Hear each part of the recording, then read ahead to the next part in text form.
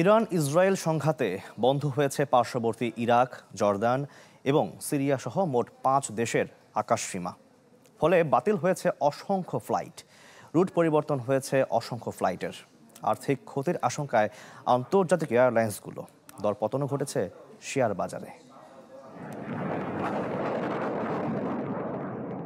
Iran Israel পাল্টাপাল্টি হামলায় শঙ্কা বেড়েছে মধ্যপ্রাচ্যের আকাশপথে।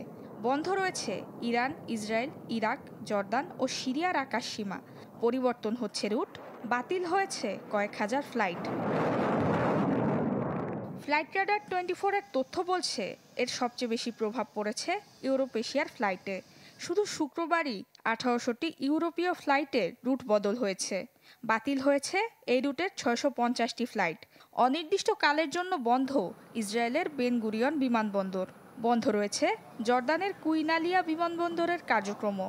ভোগান্তিতে পড়েছে সংশ্লিষ্ট রুটের যাত্রীরা।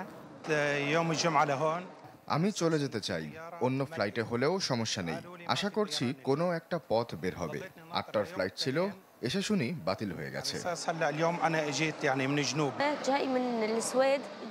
এখন মনে হচ্ছে কয়েকদিন আগে চলে গেলে ভালো হতো, কিন্তু এমন হবে সেটা তখন বুঝিনি।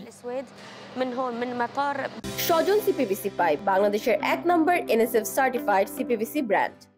রুট পরিবর্তনের কারণে বেড়েছে উড্ডয়নের সময়, ফলে বেড়েছে জ্বালানির খরচ। এককভাবে প্রতিটি রুটে জ্বালানি খরচ $1000 থেকে $10,000 পর্যন্ত বাড়তে পারে বলে আশঙ্কা সংশ্লিষ্টদের। অন্যদিকে সংঘাতের প্রভাবে শেয়ার বাজারে গড়ে 5% পর্যন্ত দর হারিয়েছে বড় এয়ারলাইন্সগুলো।